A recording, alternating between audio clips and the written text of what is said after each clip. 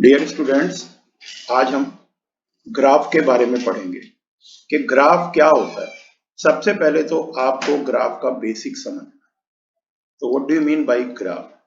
तो graph basically क्या चीज है? हम कहेंगे ग्राफ क्या है? It is a representation. It is a representation of data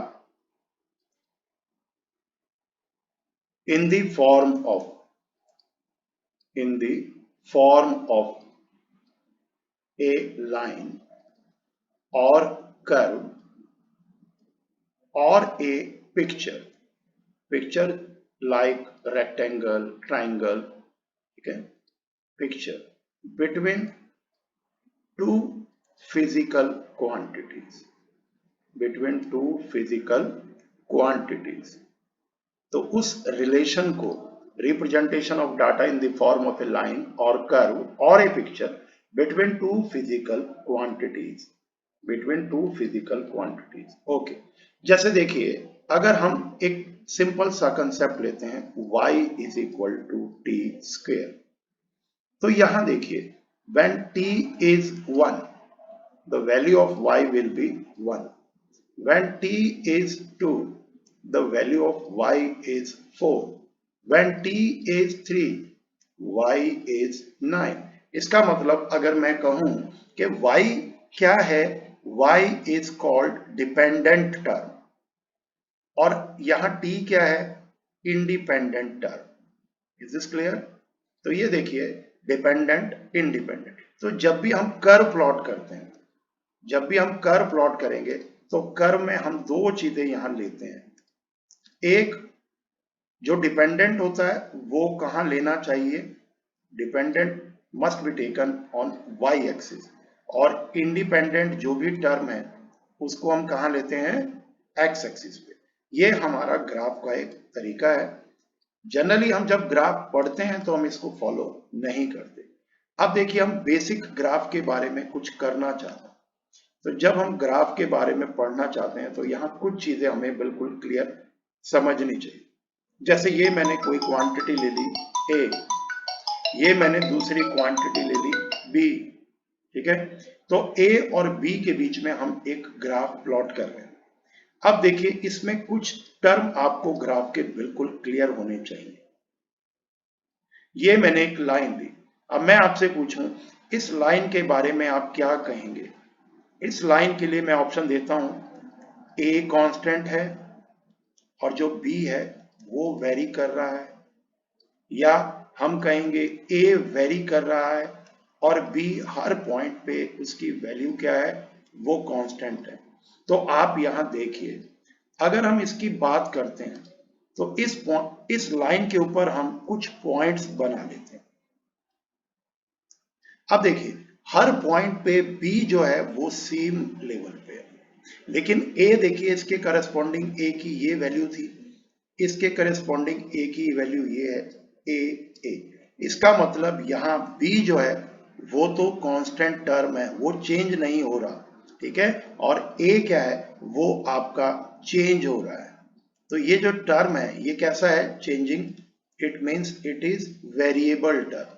तो पहली चीज तो ये देखिए कि अगर कोई ग्राफ y एक्सिस के पैरेलल है, if line is parallel to y axis, it means y axis पे जो भी क्वांटिटी है वो तो चेंज हो रही है, but quantity which is given on x axis that will remain same.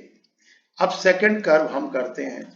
अब हम कर्व ले रहे हैं किस पे, अब हम क्या कर्व ले रहे हैं, ये मैंने लिया ए पॉइंट, ठीक है, ये मेरा पॉइंट क्या है, ए पॉइंट ले रहा हूं, और ये मेरा पॉइंट है बी। अब देखिए, यहां जो हमारा ग्राफ है वो क्या है, वो एक लाइन है, वो ऐसे एक हमने स्ट्रेट लाइन ले लिया, ठीक है, स्ट्रेट लाइन है, इसको आप स्ट्रेट समझ के चलें।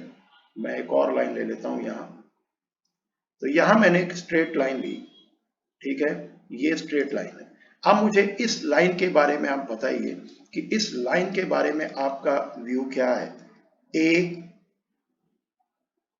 रिमेन सेम, बी चेंज हो रहा है, या ए चेंज हो रहा है, इंक्रीज डिक्रीज, या बी कांस्टेंट है।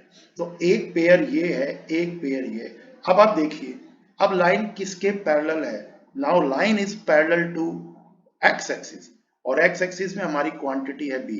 तो जो भी लाइन जिस एक्सिस के पैरेलल होगी, इसका मतलब एक्स एक्सिस उस के पैरेलल जो भी एक्सिस है, वेदर इट इज एक्स और वाई, तो वो जो क्वांटिटी है वो हमारी क्या रहेगी? वो आप देखेंगे, वो जिसके पैरेलल है वो चेंज होगी, और जो दूसरे जहां से लाइन जिसके परपेंडिकुलर है, यानी कि यहाँ ये लाइन जो है ए के परपेंडिकुलर है, तो ए क्या रहेगा? ए रहेगा कांस्टेंट, ठीक है। और बी यहाँ क्या हो रहा है? वो चेंज हो रहा है। अब अगर इसको मैं समझाता हूं, आप ये देखिए, मैं यहाँ कुछ पॉइंट्स ले लेता हूं, 1 2 ये 3 ये 4। अब मैं इस पॉइंट के करस्पॉन्डिंग ए की वैल्यू देखता हूं, तो देखिए ए की वैल्यू ये है और सभी के लिए वैल्यू सेम है। लेकिन अगर मैं इसके करस्पॉन्डिंग बी पे वैल्यू देखूं, तो हर पॉइंट पे आपकी बी की वैल्यू चेंज हो रही है। तो अगर ये ग्राफ ऐसे जा रहा है इस तरफ, इसका मतलब बी आपका, तो यहां क्या पेयर बनेगा?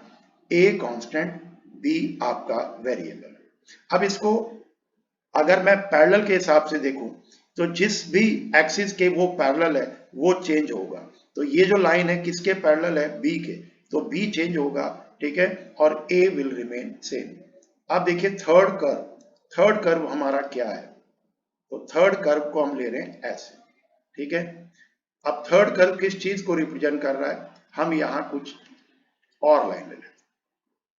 यहां से देखिए, ये हमारी कर्व आ गई, ये ए लाइन, ये बी लाइन। अब मुझे बताइए, ए भी वेरी कर रहा है, कैसे पता लग रहा है ए वेरी कर रहा है? हम यहां कुछ पॉइंट्स ले लेते हैं, ये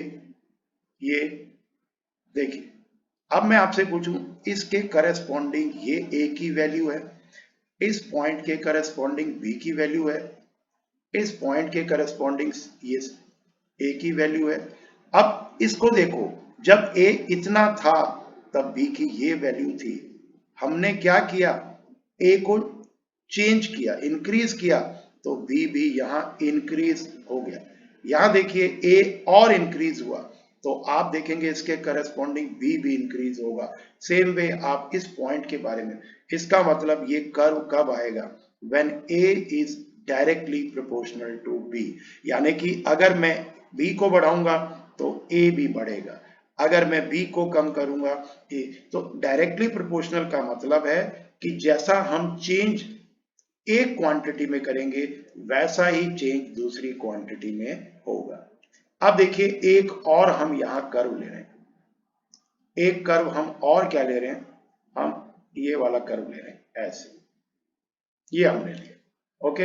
अब आप देखिए, इस कर्व को अगर हम यूज करते हैं, तो मैं इस लाइन को थोड़ा सा बढ़ा देता हूं। अब आप देखिए, ये क्वांटिटी मेरी ए, ये क्वांटिटी मेरी बी।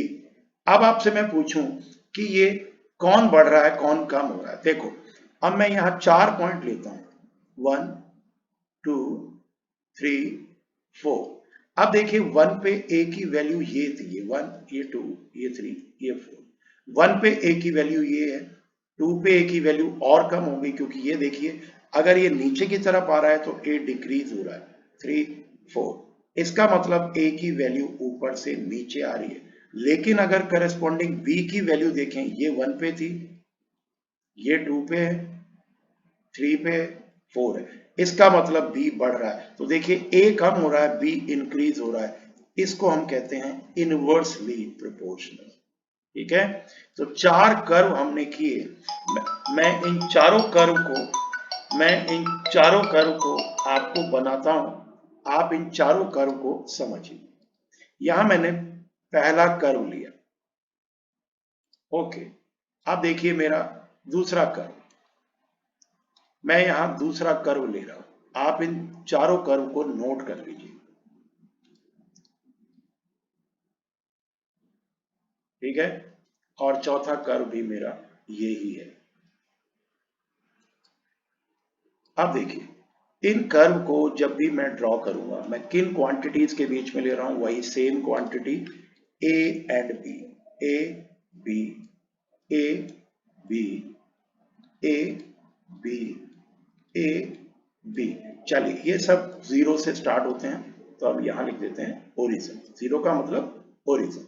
चलिए मैं इसमें आपसे कुछ आपको मैं कर्व दे रहा हूं, आपको मुझे बताना है इसमें कौन सा कर्व किसको रिप्रेजेंट करेगा। पहला कर्व, ठीक है, हमने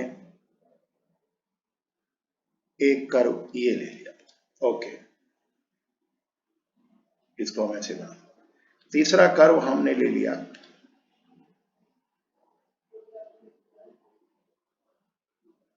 ये हमारा तीसरा कर्व, ओके। और चौथा कर्व हम एक और ले लेते हैं, ये हमने ये वाला कर्व ले लिया। अब आप देखिए, अब मुझे बताइए इन सारे कर्व में आप मुझे ये बताएंगे ऐसा कौन सा कर्व है जहां ए जो है वो तो वेरी कर रहा है लेकिन बी क्या है, वो सेम है। सेकंड, ए जो है वो डायरेक्टली प्रोपोर्शनल है बी के। Third curve, A is inversely proportional to A। और फोर्थ कर्व में हम कहेंगे कि A जो है वो कांस्टेंट है, B जो है वो आपका चेंज हो। तो आप अगर इन चारों कर्व को आप समझें तो ये चारों कर्व हमारे लिए बहुत इंपॉर्टेंट है, ठीक है। तो ये हमारे बेसिक 4 कर्व्स हुए। अब आप मुझे बताएंगे पहला कर्व कौन सा होगा जहां A वेरी कर रहा है लेकिन B सेम है। ए वेरी कर रहा है, तो मैंने आपको कहा कि जिस एक्सिस के पैरेलल लाइन है वो एक्सिस जो है वो वेरी करेगा। अब देखिए अगर मैं इस कर्व की बात करता हूं तो ये किसके पैरेलल है लाइन, बी के। इसका मतलब इसमें बी की वैल्यू वेरी कर रही है, तो वो कौन सा कर्व हुआ, तो ये इसके साथ आप मैच करेंगे ये वाला। अब आप मुझे बताएं ए वेरी कर रहा है यानी कि जो लाइन है वो ए के पैरेलल है, तो वो लाइन कौन सी है, वो ये वाली लाइन है, ओके। अब मुझे बताइए ये कर्व कौन सा है, ए और बी के बीच में डायरेक्टली प्रोपोर्शनल है कि इनवर्सली है, तो ये वाला जो कर्व है वो ये है। और फोर्थ हम कहते हैं वो आपका ये कर्व है, ये बी है, सॉरी सॉरी ये बी है, ठीक है। तो ये आप याद रखें कि यहाँ 4 कर्व हमने किए और ये 4 कर्व हमारे लिए बहुत इंपॉर्टेंट है। तो पहले आप इन चारों कर्व को अच्छी तरीके से समझ लीजिए, ओके।